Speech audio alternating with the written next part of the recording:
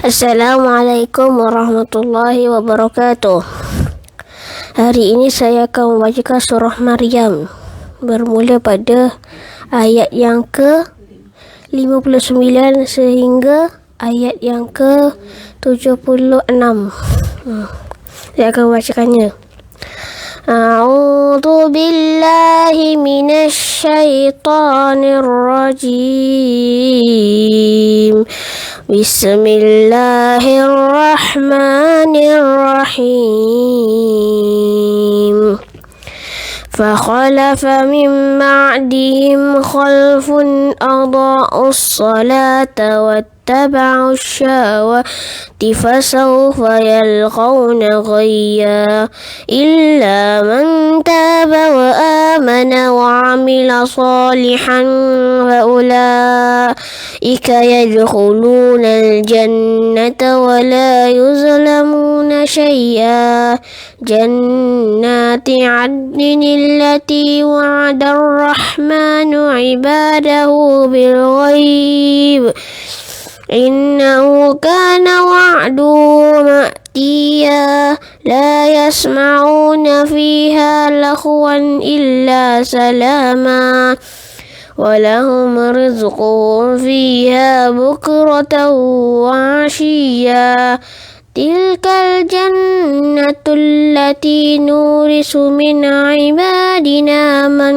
كان تقيا وما نتنزل إلا بأمر ربك له ما بين أيدينا وما خلفنا وما بين ذلك وما كان ربك نسيا رب السماوات والأرض وما بينهما فاعبده واصطبر لعبادته هل تعلم له سميا ويقول الإنسان أإذا ما مت لسوف أخرج حيا أولا يذكر الإنسان أنا خلقناه من قبل ولم يك شيئا فوربك لنحشرنهم والشياطين ثم لنحضرنهم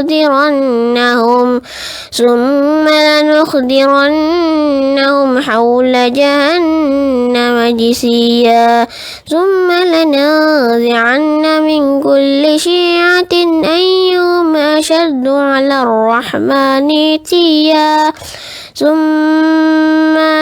ثم لنحن أعلم بالذين هم أولى بها صليا وإن منكم إلا واردها كان على ربك حتما مقضيا ثم ننجي الذين اتقوا ونذر الظالمين فيها جثيا أإذا تتلى عليهم آياتنا بينات قال الذين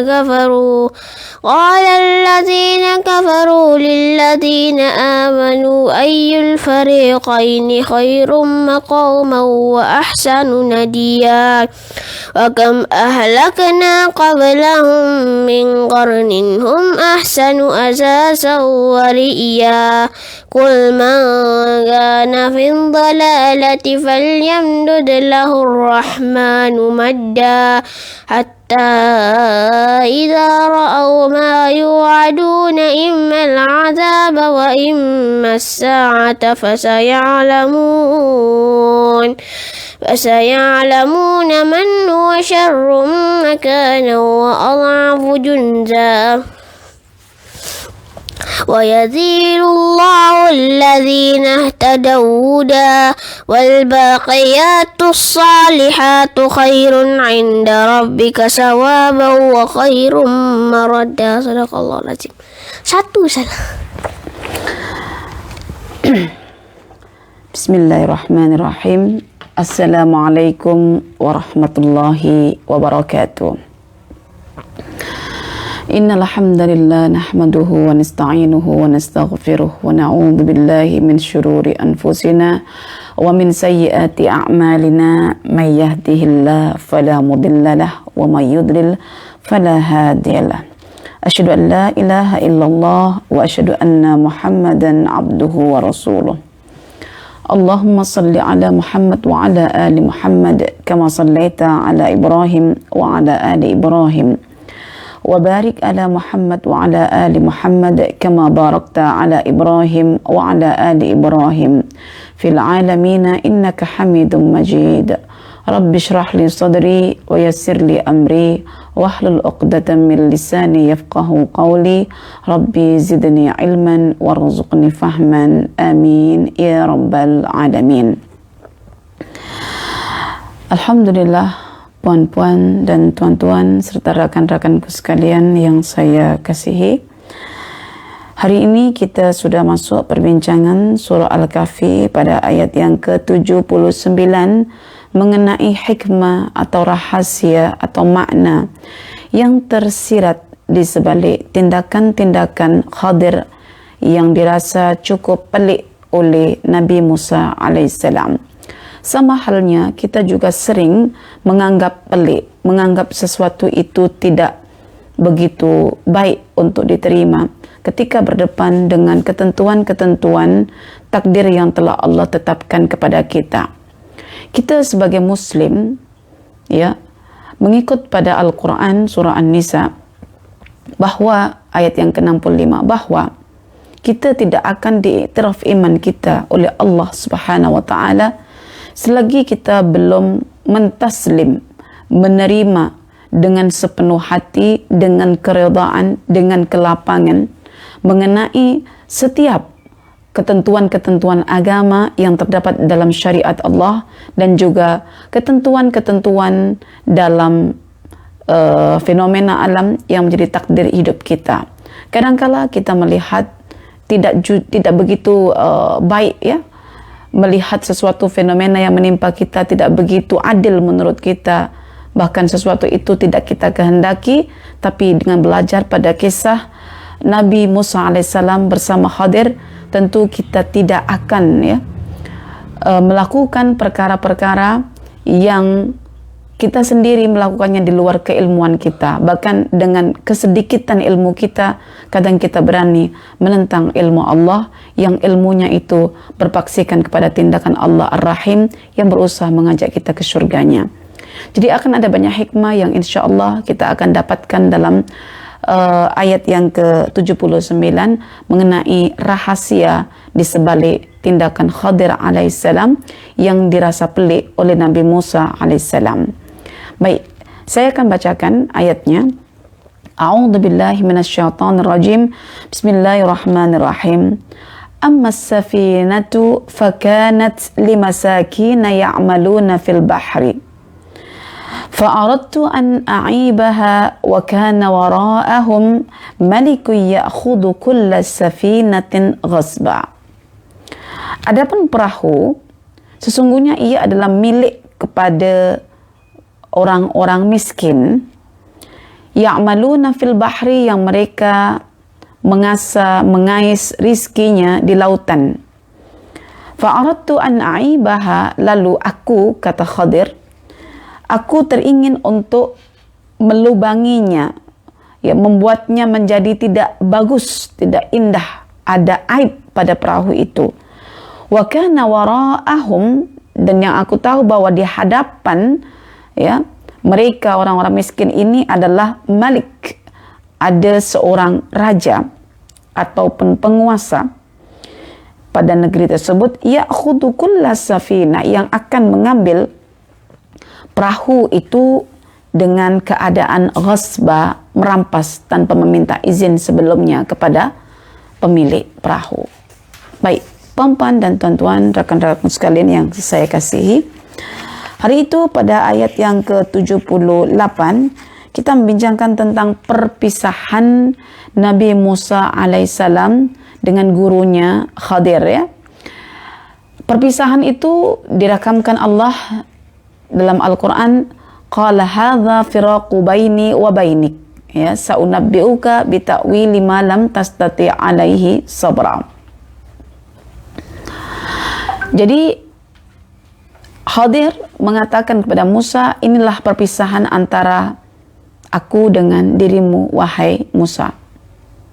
Tetapi apa yang membuat kamu tak sabar, ya, membuat kamu terus berprasangka buruk terkait setiap tindakanku, aku akan jelaskan agar dalam dadamu berasa ada kelapangan tentang ilmu. Puan-puan dan tuan-tuan, semalam saya mengajar, ya, mengenai rahasia penempatan ilmu. Sesungguhnya ilmu itu bertempat dekat dada kita, di mana dalam dada kita itu terdapat yang namanya dorongan syahwat ataupun dorongan daripada hawa dan nafsu amarah. Sehingga ketika kita meletakkan ilmu itu di dalam dada kita, insya Allah ilmu itulah yang akan mengatasi jalannya syahwat, hawa dan nafsu mengikat pertolongan Allah Subhanahu wa ta'ala. Karena itu untuk melapangkan dada Nabi Musa alaihissalam atas setiap persoalan-persoalan yang disimpan, karena hakikat tempat simpanan persoalan, tempat simpanan keburukan, sangkaan, semua itu ada di dalam dada. Wa hussila ma fis sudur, bahwa dada itu nanti satu ketika akan dibongkar oleh Allah apa rahasia dalamnya. Adakah buruk sangka kepada Allah? Maka untuk mengatasi buruk sangkanya Nabi Musa terhadap tindakan-tindakan Khadir yang terus mendapatkan ilmu dan perintah daripada Allah Subhanahu wa ta'ala, maka Khadir pun berusaha untuk melepas Musa dalam keadaan tenang, lapang, luas dadanya dengan menjelaskan rahasia-rahasia, hikmah-hikmah di sebalik tindakannya yang begitu diingkari oleh Musa alaihissalam. Kadangkala kita juga demikian. Tindakan-tindakan Allah, aturan-aturan Allah, rububiyah Allah sebagai pengatur alam semesta yang menentukan setiap takdir dan gerak langkah kita, apa saja takdir yang akan menimpa kita, kadang kita berburuk sangka kepada Allah, padahal buruk sangka itu merupakan seburuk-buruk ibadah, sedangkan baik sangka itu sebaik-baik ibadah. Bagaimana cara kita mengubah sikap buruk sangka kita kepada Allah menjadi sikap baik sangka kita kepada Allah? Maka caranya adalah dengan belajar kisah yang berlaku antara Musa dengan Khadir. Ya, luarnya nampak buruk, dalamnya ada kebaikan. Ya, saya jadi teringat dengan kisah kaum munafik. Ketika Allah curahi hujan, yang hujan itu diibaratkan dengan fenomenanya itu adalah turunnya Al-Quran. Ada petir, ya, ada gemuruh, guruh, ada halilintar, ada kegelapan atas mendung, ada curahan hujan yang melimpah. Orang munafik menganggap itu perkara yang tidak bagus, karena akan menyekat kerja mereka, menghilangkan mereka untuk mencari rezeki, sehingga mereka hanya duduk diam dekat rumah. Padahal buruk sangka kepada Allah itu akan menciptakan tindakan yang tidak baik dalam kehidupan. Karena itu orang munafik tidak mampu untuk membaca fenomena hujan, melainkan zahirnya saja, sedangkan kita sebagai orang mukmin yang hendak menghindarkan sifat munafik kena melihat apa yang ada di sebalik fenomena yang tidak menyenangkan itu. Wa sa an takrahu syai'an wa huwa khairul lakum. Boleh jadi Anda bencikan sesuatu, tapi di sebalik kebencian itu Allah simpan perkara yang baik. Boleh jadi Musa menyimpan sesuatu yang tidak baik mengenai tingkah laku gurunya yaitu Khadir alaihissalam, akan tapi di sebaliknya itu ada tersirat pesan-pesan yang luar biasa yang perlu untuk diambil kira bagi setiap para penuntut ilmu. Apakah rahasia itu? Disebutkan dalam ayat yang ke-79. Okey. Saya sempat membelek ya tafsir Al-Imam Ibnu Ashur mengenai ayat yang ke-79 ini ya. Bagus dalam tafsirannya itu pun Ustazah membelek juga tafsiran yang dikemukakan oleh Al-Imam Ibnu Qayyim Al-Jauziyah. Baik, kita sintesiskan kedua-dua tafsiran itu dan kita kumpulkan nanti faedah-faedah surah ayat ini melalui pelbagai pandangan para imam, para syekh dalam tafsir ya, seperti Al-Imam Al-Qurtubi, Al-Imam Al-Syafi'i ataupun Al-Imam Fakhruddin Ar-Razi dan Syekh Saleh Al-Utsaimin ya, dan banyak lagi para tokoh-tokoh yang dikemukakan dalam kitab kita ini ya. Kali ini kita membincangkan rahasia. Tidak semua orang boleh mendapatkan rahasia. Namanya hikmah itu ada selepas, bukan berada dekat sebelum. Sebelum berlaku sesuatu, kita hanya berpasrah kepada Allah. Selepas berlaku sesuatu, kita hanya sandarkan pujian untuk Allah Subhanahu wa taala. Amma as-safinatu fakanat limasakin ya'maluna fil bahr.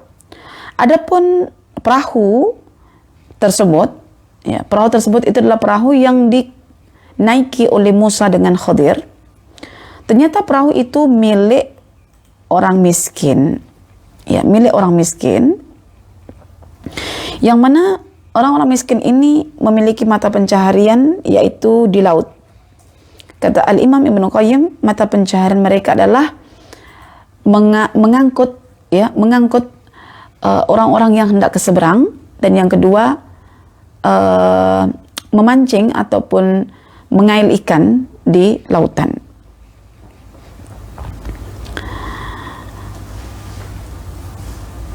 Ada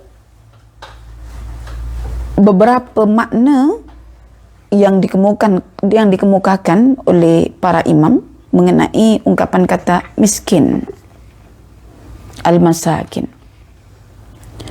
Jika di sini al-masakin dikaitkan dengan ya'maluna fil bahr, sungguh orang-orang miskin itu sebetulnya adalah orang-orang yang memiliki pekerjaan, bukan jobless. Akan tetapi pekerjaannya itu tidak mampu untuk menampung semua keperluan hidupnya. Kadang mungkin memancing atau mengail atau menjaring ikan tapi tak dapat, boleh jadi rezeki. Kadangkala hendak mengangkut dan menyeberangkan para penumpang ke seberang tapi tak ada penumpang. Mungkin ada 1, 2, dan untuk nanti membeli sesuatu, keperluan dalam dapurnya tidak mencukupi. Mereka ada perahu, mereka ada kendaraan, mereka ada satu fasiliti yang boleh menjadikan mereka mendapatkan income walaupun tidak bersifat tetap. Kadang sedikit, kadang tidak dapat langsung. Karena itu, Al-Imam Asy-Syafi'i mengatakan bahwa miskin itu kedudukannya lebih baik berbandingkan fuqara. Terbukti melalui dalil ini bahwa orang miskin masihlah memiliki pekerjaan, bahkan memiliki fasiliti, memiliki kekayaan berupa kendaraan dia yang dia tunggangi atau yang dia layarkan. Sama fenomena hari ini, ada orang memiliki kereta untuk mengais rezeki, pergi ke office, pergi ke tempat-tempat mana yang dia boleh bekerja, setakat untuk menghantarkan dirinya. Tapi pekerjaannya itu tidak mampu untuk mencukupi keperluan hidupnya. Apalagi konteks hari ini, gaji stable, tetap tidak ada kenaikan. Contoh, gaji beberapa tahun yang lalu, seseorang adalah 1.500 ataupun 2.000 ringgit. Tetapi, gaji hari ini tetap dalam bilangan 2.000 ringgit. Tetapi dengan keperluan-keperluan yang semakin naik harganya dan tidak pernah turun. Sehingga kereta bagaimanapun yang dia tumpangi tidak menjamin dirinya sebagai seorang orang kaya. Ya, selagi hasil yang dia keluarkan itu tidak mencukupi keperluan rumah tangganya. Ya, dan kita melihat banyak orang-orang kita terletak pada kemiskinan walaupun mereka menggunakan kereta. Oke, baik. Jadi perlu digarisbawahi bahwa miskin itu masih lebih baik tingkatannya berbandingkan fuqara, ya. Kemudian ya'maluna fil bahri, ya, walaupun lautan itu tidaklah seperti mana daratan, keadaan di lautan itu sebetulnya lebih mencekam, mencemaskan, dengan angin ya yang begitu kencang, dengan badai, dengan deburan ombak, kadang-kadang dengan turunnya hujan karena mendung dan lain sebagainya, membuatkan kapal atau perahu itu terancam bahaya. Tapi walau demikian, ikutkan ayat ini, jika orang miskin itu memiliki pekerjaan sebagai nelayan atau sebagai pengangkut manusia menuju ke seberang melalui lautan ya, tetap dibenarkan dan tidak diharamkan. Bermakna orang yang bekerja di lautan, walaupun lautan itu sifatnya amat menakutkan, tetap dibenarkan dan dihukumi sah. Ya, ada orang mengatakan mungkin hanya mencari nahas saja engkau bekerja dekat lautan. Tidak. Buktinya apa? Pada zaman Nabi Musa alaihissalam, orang sudah bekerja di lautan. Ya, karena itu bekerja di lautan itu dibenarkan. Oke. Fa'aradtu an a'ibaha. Perhatikan kata di sini, ada ungkapan kehendak dan aku berkehendak, kata Khadir. Ya. Al-Imam Ibnu Ashur juga menyebutkan bahwa guru Nabi Musa ini bukan Khidir tetapi menggunakan sebutan kha, ya, kha dan dha baris bawah khadiru, Khadir. Bahwa Khadir ini punya hasrat, memang punya kehendak, punya niat, bukan saja punya niat untuk melubangi perahu itu. Ya. Punya niat, punya kehendak. Yang mana kehendak ini adalah berpaksikan kepada maslahah atau kebaikan yang lebih besar untuk direalisasikan atau untuk dicapai. Ya. Terbukti dengan melihat kepada ayat ungkapan berikutnya, wa kana wara'ahum malik. Sementara di belakang itu memang wara', tetapi untuk makna di sini yang paling tepat para pakar bahasa mengemukakan wa kana wara'ahum itu wa kana amamahum.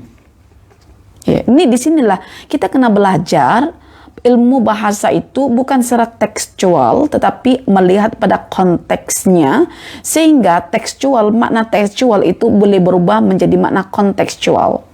Dan Al-Imam Ibnu Qayyim Al-Jauziyah mengatakan makna wara itu adalah amam, yaitu di hadapan nanti orang-orang miskin ini akan ada seorang malik, penguasa negeri, malikul bilad, untuk merampas, mengambil perahu itu, sehingga akibatnya orang miskin lagi teruk posisinya mungkin akan jatuh menjadi fuqara, tidak memiliki media ataupun fasiliti untuk mencukupi keperluan hidupnya. Pertanyaannya, dari mana Khadir tahu? Sedangkan para nelayan ini pun sendiri tidak tahu. Kalau nelayan ini tahu, tentu nelayan ini tidak akan mau mengangkut Khadir dan Musa. Dari mana? Kata Al-Imam Ibnu Ashur, daripada wahyu, daripada bisikan ilham Allah Subhanahu wa taala. So, di sini saya memikirkan ada satu rahasia besar sebetulnya.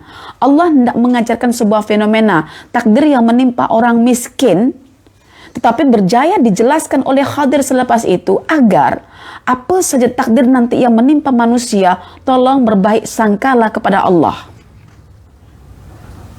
Karena apa? Melalui kisah Khadir ini nampak jelas maslahah yang dikeluarkan oleh Khadir ketika mana tindakannya itu dikecam dan ditentang oleh seorang nabi sekalipun, yaitu Musa alaihissalam. Wa kana wara'ahum malik. Maliku ya'khudhu kulla safinatin ghasba. Ghasab itu adalah al-akhdhu bidun li'idhin, mengambil tanpa ada izin. Itu namanya merampas. Ya. Dari sinilah mungkin akan ada sejarah-sejarah para lanun di tengah-tengah lautan. Merampas ya segala apa sahaja muatan-muatan yang ada dalam kapal itu. Karena ianya akan menghantarkan ya siapa saja yang ingin pergi ke seberang, mungkin akan membawa harta benda mereka, membawa makanan, membawa simpanan dan lain sebagainya. Maka berlakulah yang namanya bajak laut, yaitu para perompak yang khusus ada dalam lautan, maka disebut sebagai bajak laut. Merampas, meratakan macam orang membajak sawah. Tidak ada membajak selain sawah. Sawah yang ada airnya akan dibajak. Okey? Baik. Itulah beberapa makna yang saya dapatkan daripada tafsiran Al-Imam Ibn Ashur dan juga Al-Imam Ibn Qayyim Al-Jauzi. Sekarang mari kita tengok pandangan imam-imam yang lain dalam mengeluarkan faedah-faedah ayat ini. Cuma ada satu perkara yang Ustazah perlu sampaikan kepada rakan-rakanku sekalian. Tadi Ustazah sempat termenung, sempat juga memikir tentang keadaan manusia. Manusia yang hidup di akhir zaman, yang penuh dengan cobaan dan tanpa kesedaran, maka manusia itu akan tertimpa satu bahaya untuk masa depannya di akhirat.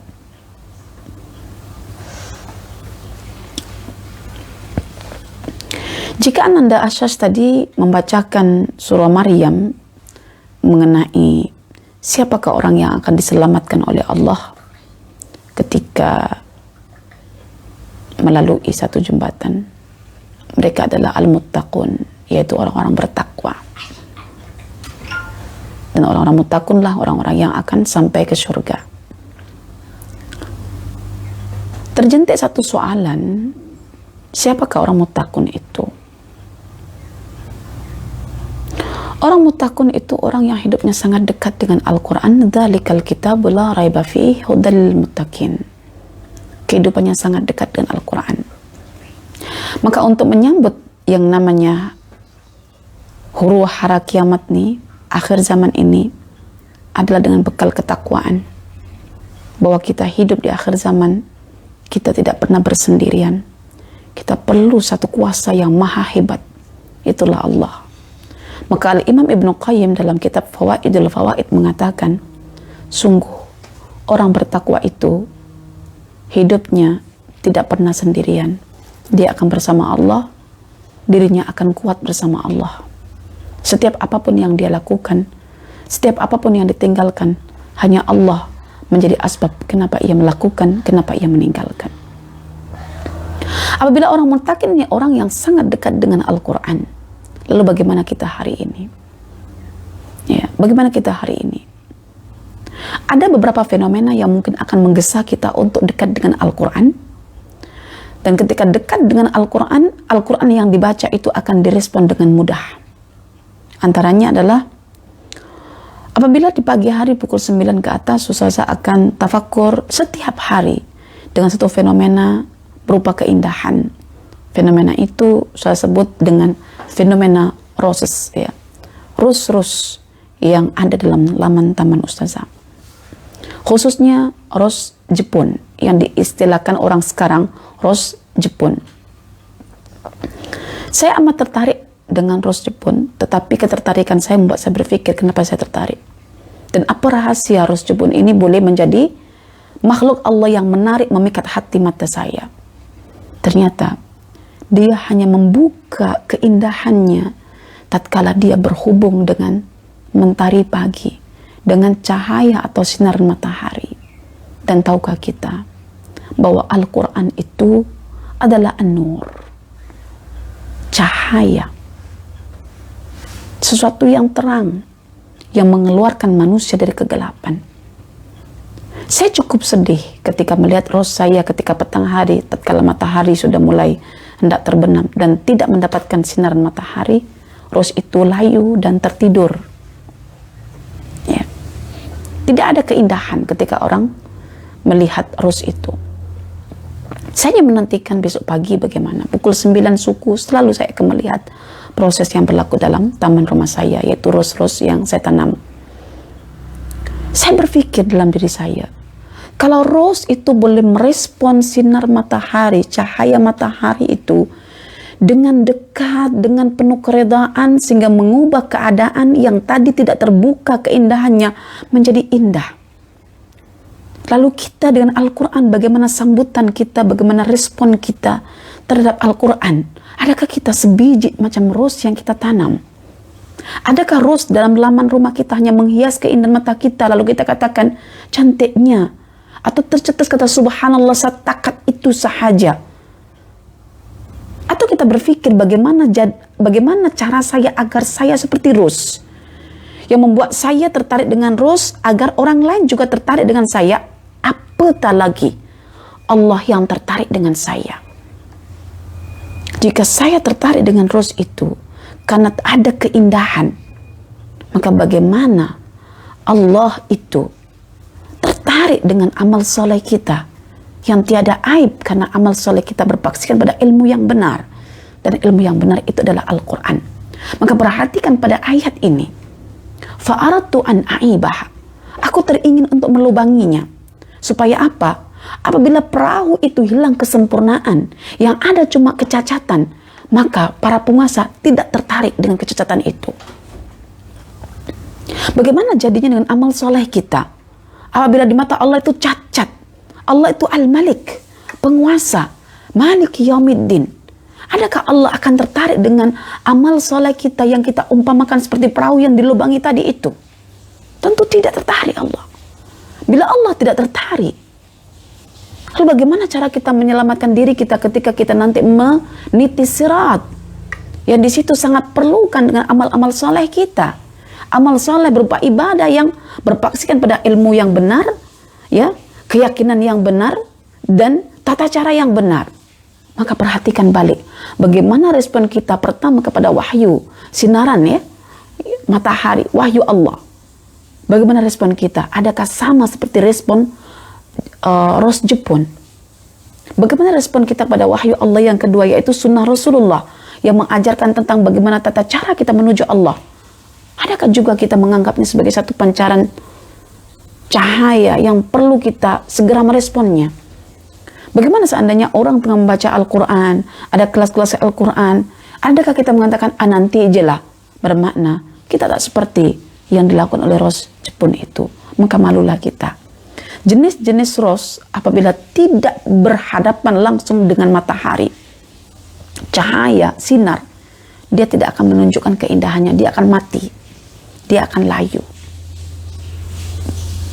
Karena itu perempuan dan tuan-tuan sekalian, cahaya matahari itu sangat penting dalam kehidupan kita.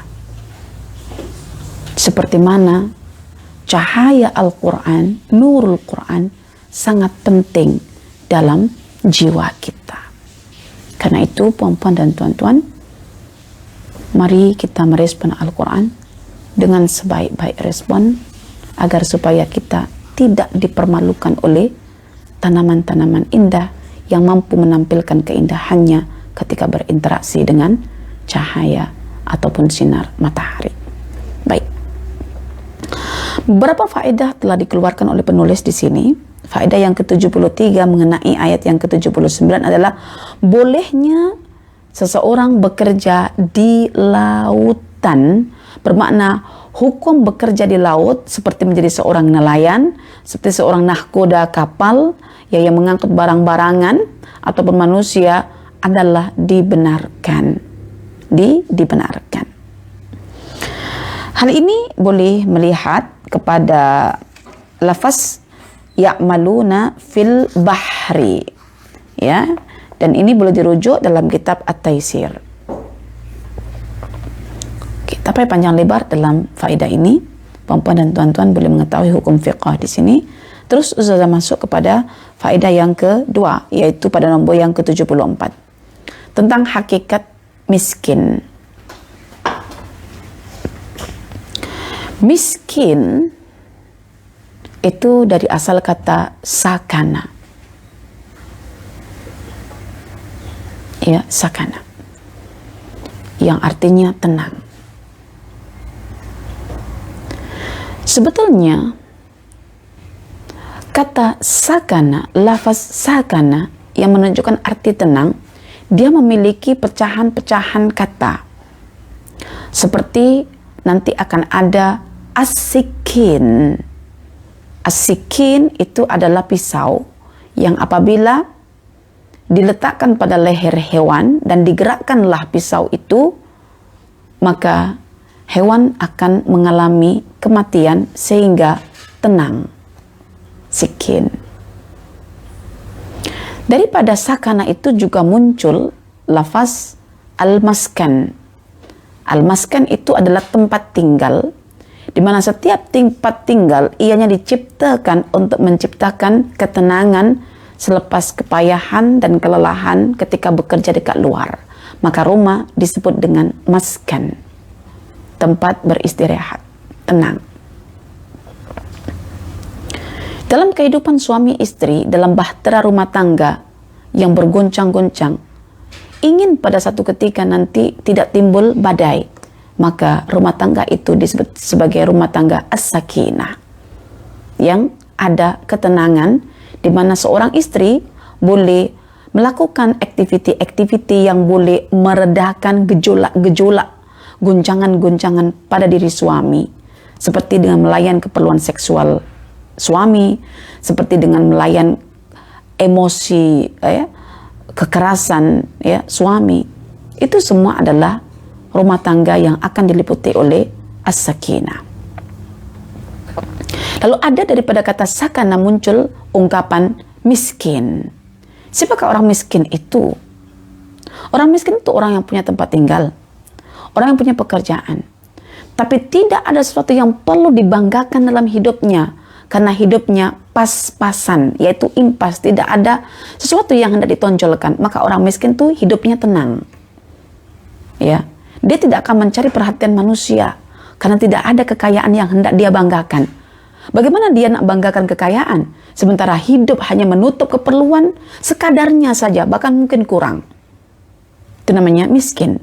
Maka ketika Rasulullah SAW bersabda, Allahumma ahyini miskinan, itu maksudnya adalah spirit daripada hidup miskin, yaitu tidak ada sesuatu yang perlu dibanggakan, hidupnya tenang, tidak akan ada sesuatu yang dipertanggungjawabkan kelak di akhirat seperti kekayaan yang melimpah. Bukankah Allah, Rasulullah SAW bersabda dalam hadis sahih, tidak akan berganjak kedua kaki anak Adam di hadapan Allah pada hari kiamat, melainkan ketika dia berjaya untuk menjawab 4 soalan. Antara satu daripada 4 soalan itu adalah seseorang akan ditanya tentang harta bendanya, dari mana ia dapatkan dan kemana dia infakkan. Jika orang miskin itu tidak memiliki harta benda yang mampu ia banggakan, so senang dia di hadapan Allah nanti untuk segera mendapatkan hisabnya secara mudah. Bukankah kita juga berdoa, Allahumma hasibni hisaban yasira, ya Allah mudahkanlah hisabku dengan hisab yang ringan. Yang paling susah adalah hisab orang yang memiliki harta yang melimpah, karena akan ditanya begitu lama, dari mana ini, dari mana ini, dari mana ini. Lepas itu dia mampu menjawab, kemana engkau bagi, kemana engkau serah, kemana engkau distribute. Masya Allah, itu kata miskin. Bukan sekadar kita bincang fiqh, miskin itu kedudukannya ada di atas orang fakir, maka orang fakir mendapatkan zakat, maka miskin juga mendapatkan zakat. Bukan masalah itu. Tapi apa makna di sebalik kata miskin? Sehingga walaupun Allah bagi kita harta benda banyak, spirit kita tetap miskin. Yaitu hidup yang tidak membanggakan kekayaan, karena apa yang ada itu milik Allah dan sudah menjadi hak atau peruntukan bagi orang-orang yang memerlukan. Wa fi amwalihim haqqul lis-sa'ili wal mahrum. Dan pada harta mereka ada hak bagi orang yang meminta-minta ataupun orang yang tidak meminta tapi berhak untuk diberi. Masya Allah. Jadi itu makna kata miskin. Maka jangan merasa kita jijik dengan ungkapan-ungkapan kemiskinan. Ya. Kemiskinan tidak membawa kepada kefakiran sebetulnya. Minta maaf, kemiskinan atau kefakiran sebetulnya bukan sesuatu yang boleh membawa seseorang kepada kekafiran. Yang boleh buat seseorang masuk kepada kekafiran adalah kebodohan. Maka jangan karena alasan hendak membuat orang tetap dalam keislamannya, kita senangkan kehidupan mereka. Bukankah para sahabat itu dalam keadaan susah payah, miskin, tidak ada harta benda yang melimpah, dalam keadaan papa, tidak ada sesuatu yang dibanggakan, tapi justru semangat dalam memegang keislaman. Orang miskin sekarang itu, hal yang paling pertama kita sentuh adalah bagaimana kita mendidik jiwa mereka di sebalik kemiskinan itu, agar mereka tenang dengan kemiskinannya. Karena miskin itu hakikatnya mencipta ketenangan, seperti asikin, pisau akan mencipta ketenangan bagi hewan yang disembelih. La haula wala quwata illa billah. Kita hanya mohon pada Allah, jangan ragukan hadis Nabi bahwa satu ketika Allah buat kita miskin, dapatkan spirit kemiskinan, Anda akan tenang.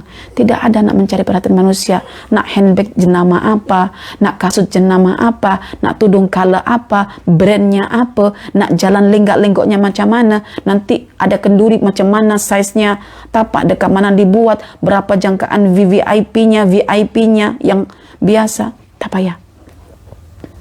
Ya, tak payah lagi.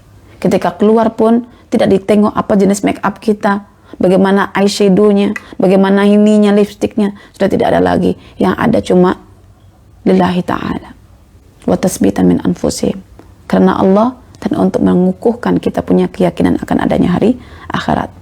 Imam Ar-Razi menyebutkan bahwa Al-Imam Asy-Syafi'i berhujjah dengan ayat ini dan berpendapat bahwa kondisi orang fakir dalam kesusahan dan keperluan itu lebih berat daripada keadaan orang miskin. Ya. Karena itu Allah menyebut orang miskin dengan sebutan miskin padahal mereka punya perahu. Boleh dicek dalam tafsir Mafatihul Ghaib karya Al-Imam Fakhruddin Ar-Razi. Boleh dicek juga dalam buku kita ini, ya, ya, tentang tadabbur kisah Qur'ani, ya, pada muka surat yang ke-94. Baik. Penting bagi kita untuk belajar Al-Quran, ya, puan-puan dan tuan-tuan, untuk mensikapi fenomena semasa. Faedah berikutnya adalah melakukan sesuatu sesuai maslahah jika memang terbukti, dan anjuran untuk tetap bersabar walaupun berada dalam kesulitan. Oke. Para nelayan walaupun susah hidupnya, bahkan mata pencahariannya, alatnya ini dilubangi oleh Khadir, bersabarlah. Ya. Dan terhadap orang yang ada ilmu, ya, berbaik sangkalah kepada Allah, seperti mana Khadir ada ilmu yang luar biasa tingginya, berbaik sangka kepada Allah sehingga mampu untuk melakukan tindakan walaupun Allah perintahkan. Akan ada orang menganggapnya tidak betul. Ya, seorang Nabi Musa menganggap Khadir tidak betul. Bagaimana Anda ketika disuruh Allah untuk melakukan sesuatu yang menyelisih tradisi? Adakah Anda sanggup seperti Khadir yang akan menerima celaan? Anda cuma dicela orang-orang di sekitar yang bukan seorang Nabi pun, tapi Khadir hamba biasa dicela seorang Nabi dan Rasul, ulul azmi lagi minar Rasul. Hakikatnya melakukan satu kebenaran yang menongkah arus akan ada banyak kritik, bahkan kata-kata hujatan, makian, cacian, dan hinaan akan ada. Tapi belajarlah pada kisah Khadir, bahwa Khadir ketika mendapatkan satu perintah dari Allah yang menyelisihi tradisi sekalipun, yang dianggap mungkar oleh Musa alaihissalam, yang dianggap nukra oleh Musa alaihissalam, tetapi ingat, tidak semua boleh faham apa yang kita lakukan atas dasar maslahah. Karena itu, berbuatlah seperti Khadir, buat sesuatu atas dasar maslahah. Pencapaian maslahah itu diutamakan daripada sekadar hidup hanya membawa musibah dan mudarat sahaja. Karena itu prinsip hidup kita, jangan hidup selagi tidak membawa manfaat. Kita banyak belajar nanti daripada hakikat kehidupan di alam semesta. Seperti pokok pisang yang tidak akan ditebang oleh petani, oleh pekebun, selagi mana pokok pisang itu tidak memunculkan tunas-tunasnya untuk menggantikan kedudukan dirinya. Dia ditebang, dalam masa yang sama dia tinggalkan generasinya. Oke. Khadir ini dengan kecerdikan berfikirnya membandingkan antara dua perkara yang sama-sama berbahaya. Manakah bahaya yang lebih kecil maka dia ambil bahaya yang kecil. Bahaya yang besar itu adalah kalau perahu itu dibiarkan cantik, memikat hati penguasa ketika itu untuk merampas. Tapi kalau dilobangi dan membuatnya tidak cantik, memang bahaya juga. Akan tetapi manfaatnya akan ditinggalkan oleh para penguasa ketika itu, dan nanti para nelayan boleh memperbaiki dalam kos yang murah. Disinilah kita dituntut bila belajar tentang kisah Nabi Musa ini dan Khadir ini, dituntut untuk cerdas. Baik tidak cukup, tapi mesti cerdas. Orang baik itu slogannya, apa salahnya, kan baik semata. Tapi orang cerdas, di mana letak kesilapannya? Di mana letak kekurangannya? Bukan baik semata, tapi benar tidak di mata Allah. Karena itu, Khadir berinisiatif dengan iradah, dengan kehendak, dengan niat betul-betul untuk melakukan sesuatu yang zahirnya dianggap bermasalah, namun batinnya memberikan manfaat. Dan kebanyakannya, saya bagi tahu perempuan, takdir Allah yang menimpa kita, ketetapan-ketetapan Allah, aturan-aturan Allah, sunnatullah yang menimpa kita, memang secara amnya, zahirnya amat menyakitkan, namun di sebaliknya amat menyenangkan. Amat menyenangkan. Ya. Dan ramai manusia tergesa-gesa menghukumi sesuatu perkara mengikut zahirnya. Tergesa-gesa. Maka sekali lagi perempuan, dengan hikmah belajar kisah Khadir ini kita boleh terapkan belajar merespon ketetapan-ketetapan Allah untuk kita. Berbaik sangkalah. Saya teringat kata-kata Syekh Al-Mutawalli Asy-Sya'rawi. Kadang-kadang manusia ini perlu diberikan musibah supaya dia boleh merintih kepada Tuhannya. Rintihan itu adalah ya Allah. Dengan doa dia, dengan rintihan dia. Itu yang Allah nak. Kadang-kadang manusia yang terlalu logik sangat, ya saya bagi tahu perempuan, kalau sudah beriman, jadikan iman itu sebagai alat untuk menapis segala perkara. Ya, jangan lagi logik semata. Kalau sudah beriman, nanti insya Allah iman itu akan mengatasi segala hal-hal yang tidak mungkin disaintifikasikan. Ya, seperti mensaintifikasikan kisah Maryam yang mengandung tanpa sentuhan lelaki, itu tak boleh disaintifikasikan, tapi iman kita boleh menerimanya. Karena iman itu bergantung kepada zat yang ketinggiannya tidak dapat dijangkau oleh akal manusia, hanya dengan kolbu manusia yang beriman sahaja. Yang ateis tak dapat, yang kafir tak dapat. Ya. Maka saya katakan tadi itu, belajar sangat penting, belajar untuk beriman, dan dari keimanan itu nanti akan boleh memahami hikmah di sebalik qada dan qadar Allah yang Allah tetapkan sebelumnya di Lauhul Mahfuz untuk kita, dan Allah tetapkan ketika kita hidup di dunia.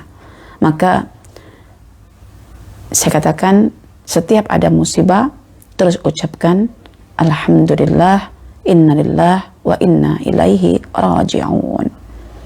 Insyaallah nanti Ustazah akan adakan satu perbincangan sesi bicara buku mengenai preskripsi Qurani daripada keluh menjadi rintih.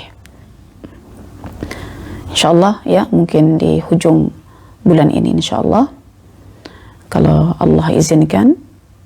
Dan Ustazah juga insyaAllah juga akan membuat satu seminar ya, nanti akan saya maklumkan. Jadi saya banyak belajar di sini mengenai fakta Al-Quran yang menetapkan adanya hikmah di sebalik tindakan Khadir. Dan dari hasil pelajaran ini saya terapkan kepada bagaimana saya merespon takdir hidup saya yang mungkin secara zahirnya amat tidak menyenangkan, tapi batinnya amat menyenangkan. Oke. Imam Al-Qurtubi mengatakan bahwa pada ayat ini ya, terdapat satu petunjuk bahwa ya, untuk beramal mestilah sesuai dengan maslahah,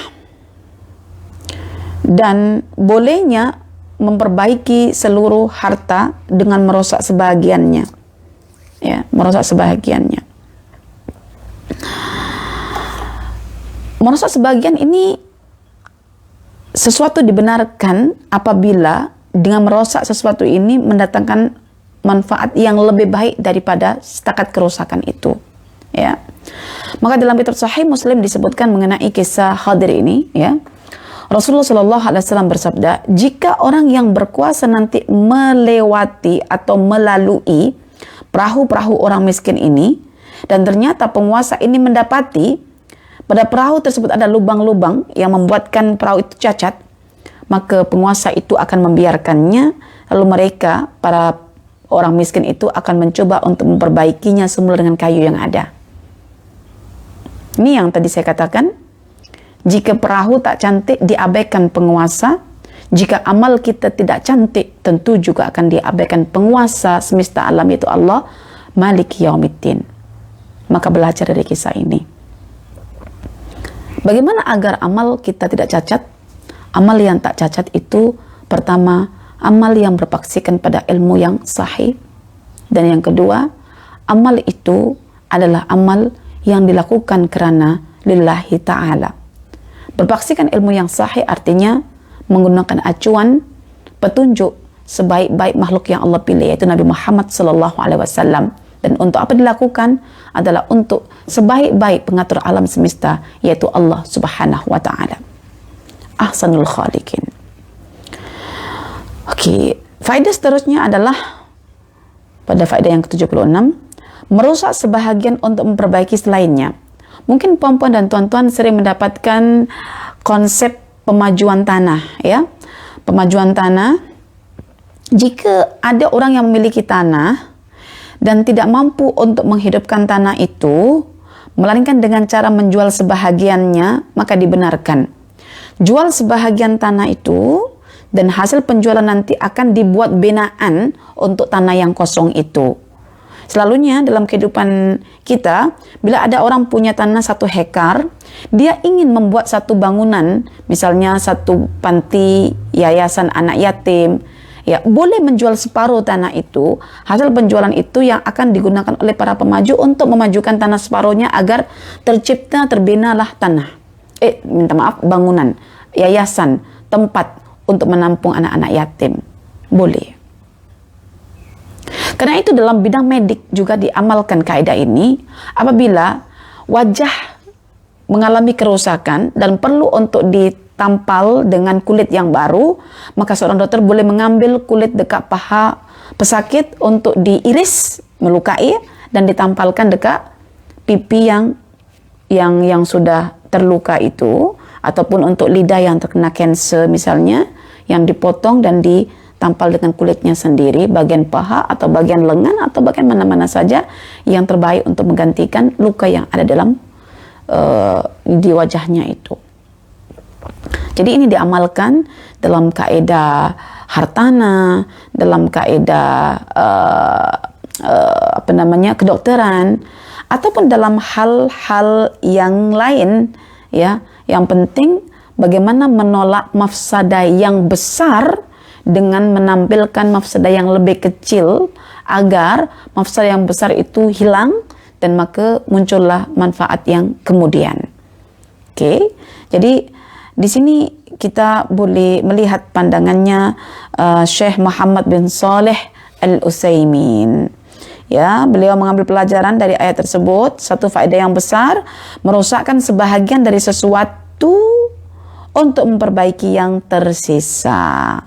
Para dokter mengamalkan faedah ini, ia mengambil sepotong daging dari paha untuk memperbaiki kulit wajah yang rosak, atau di kepala, atau yang semisalnya. Para ulama juga mengamalkan faedah ini dan berpendapat bahwa jika bangunan wakaf rusak ataupun roboh, maka tidak mengapa sebahagian bangunan itu dijual dan hasilnya diarahkan untuk memperbaiki sisa bangunan yang lain. Contoh, memisahkan tunas-tunas daripada batang pokok untuk dijual, itu pun dibenarkan untuk menghasilkan income bagi pembangunan sesuatu yang lainnya dan lain sebagainya. Semua insya Allah akan diizinkan, dikehendaki oleh Allah apabila untuk menghidupkan maslahah yang lebih besar. Pertanyaannya, sudahkah kita hidup untuk menciptakan maslahah ataupun menciptakan mudarat? Sudahkah kita ini menjaga lisan kita yang Allah ciptakan untuk memberikan manfaat, ataukah justru untuk memberikan mudarat dengan banyak membincangkan aib-aib dan keburukan orang? Mari difikirkan baik-baik, direnungkan kisah ini, semoga membuka hati kita untuk menjadi yang terbaik. Ya, mungkin ini saja yang boleh Ustazah kongsikan bersama rakan-rakanku sekalian, dan Ustazah akhiri ya pertemuan kita pada siang hari ini dengan tasbih kafarah. Subhanakallahumma wa bihamdika asyhadu an la ilaha illa anta astaghfiruka wa atubu ilaik. Wa subhana rabbika rabbil izzati amma yasifun wa salamun alal mursalin walhamdulillahi rabbil alamin.